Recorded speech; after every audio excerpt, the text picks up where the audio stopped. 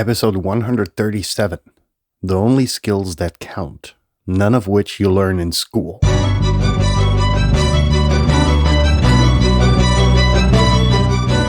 You're listening to the very best podcast in the world on health, wealth, and happiness. Please remember to leave a review and share with all your friends and family. And here is your host, Lars Hilser.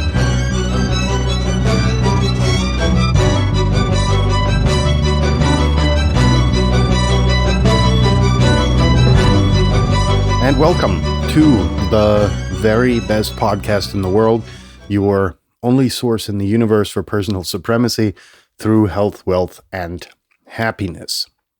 Now, I hope everybody survived Easter without gaining the obligatory 10 pounds by eating good food. And, a lot of you are limited in being with your family probably during these days, depending on the country or the part of the world that you're in. So I hope that you were, able to at least be in touch with your family and loved ones, and perhaps, exchange the package or the parcel, and that the Easter Bunny was otherwise successful as well.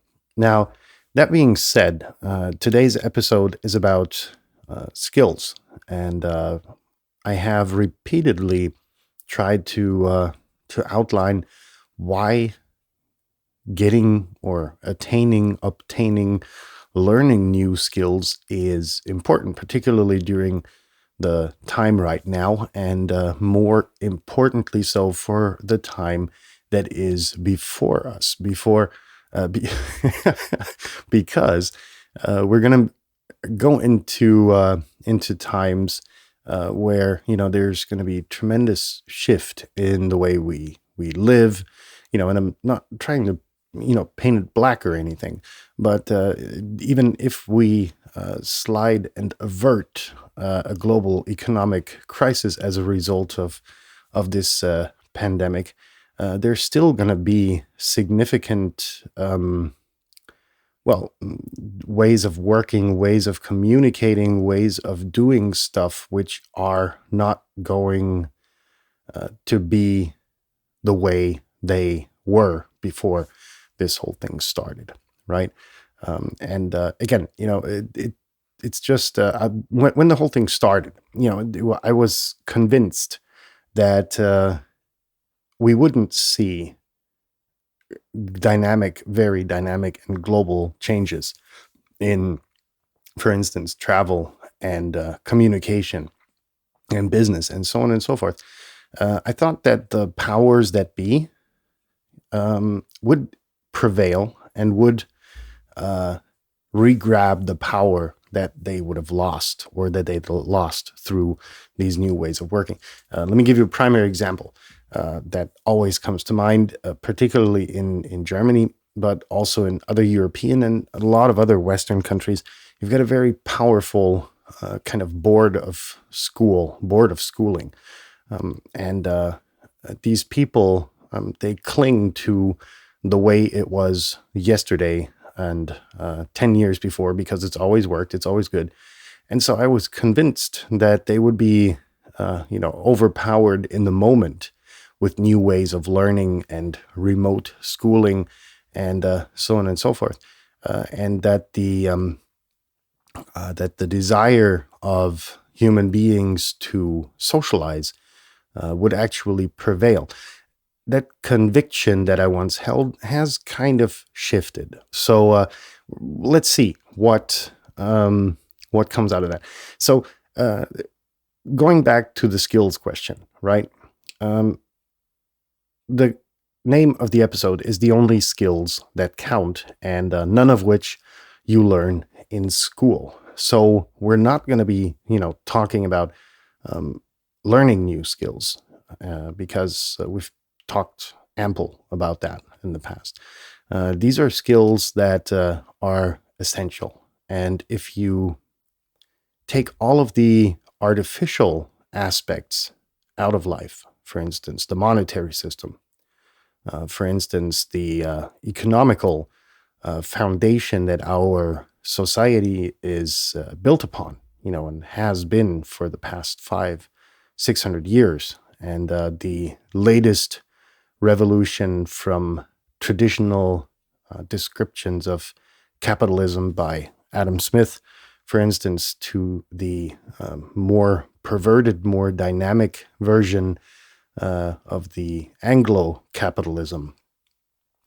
We're going to see, if we take all of these aspects out of the equation, we're going to be left with a rudimentary set of skills which ensure survival, right? And those are the skills that we're going to be talking about, mainly because they are not taught in school. Now, the primary thing that we need in life is love and compassion. So that's the first skill I want to go into. So how to love is something that cannot be taught in school. It's something that you learn as a kid from the environment you grow up in, right? Your mother is going to have a maternal love for you that will be everlasting until that bond is broken by death, period. I think that's actually something men will never be able to comprehend, right? How a mother loves their child. However, men are capable of loving as well, their offspring and their partner, and so on and so forth. But I'm convinced that it's a different feeling based on gender, and that a man cannot love as intensively and as unconditionally as a woman can. That being said, how would you want to teach something like that in school? Right? But it's a driver. Love and compassion are drivers of our society, of working together. And in more advanced states and newer states, we have social systems, social economic foundations.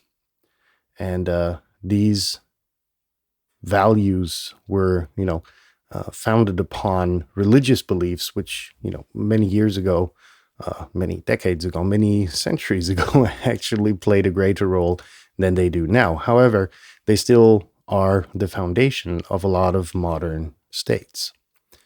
So that being said, compassion, I think, is something that can be taught in school and should be. And I'm kind of reaching out to all of the teachers out there to convey the message of compassion, not only, in your group, in your class, but, perhaps also to teach your children to be kind to others. Go through the city with them and look at all the unfortunate people who are in a situation of turmoil. You're going to have those in every city in the world. And that's a very interesting aspect to teach children, that there are very unfortunate people in life, right? But it's something that isn't really focused upon, right? The curriculum says that we've got math class, and we've got English and German and the language classes, and we've got chemistry and physics. But where's compassion in all of that as the main driver of society? It's an interesting question to answer. So if you know teachers, send them this podcast episode to review and to reflect upon that. The next skill, which I think is insanely important, is how to clean water.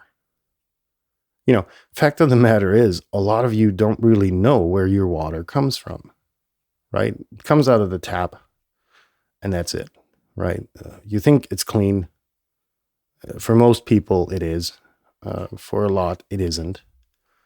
But you know that you shouldn't drink tap water in a lot of countries. And so it's about, how do you actually go about cleaning water? You have to understand water in the first place, where it comes from. It's actually the liquid that you piss into the toilet that, comes out on the other end as clean drinking water for a lot of you, right? And there are many ways, really, in which water gets treated and water gets purified so that it actually is drinkable again, at the end of the water supply chain. And it's really interesting to discover how that. Now, I need you to imagine that the tap water stops working for you, right? A human being can, be without air for 3 minutes. I think without water for 3 days, and without food for 3 weeks. And it's not a lot of time, So, getting your hands on information on how to clean and purify water so that it's drinkable is actually something very interesting that, should be paid attention to. I know a lot of you are going to be, yeah, but we're going to cook it, and then we're going to boil it, and then we're going to have clean water. Yeah. But, if the tap water, if your water supply goes down, where are you going to use your electric stove? There's a pretty high chance that your electricity is going to be gone as well. So, do you have a camping stove that you could kind of boil down the water? Do you have access to groundwater? Do you have access to a stream? Is that clean? And so 3 days is not a lot of time. After half a day, you're already going to be yearning for water. Trust me. So let's move on to the next skill, which is similarly important. I already kind of gave it away. And that is how to grow your own food. If you ask a lot of people going through today, if you look at a lot of people going through today's supermarkets, almost avoiding the vegetable aisle like the devil avoids holy water, and going to the convenience food frozen pizza section to stack up on, prepared food. I believe a lot of the folks out there are really incapable of even determining a kohlrabi from a piece of celery. And that's really interesting, to know your foods in the first place and what is edible and what can you grow. And most importantly, for a lot of us, how do you conserve it? How do you make it so that it lasts, right?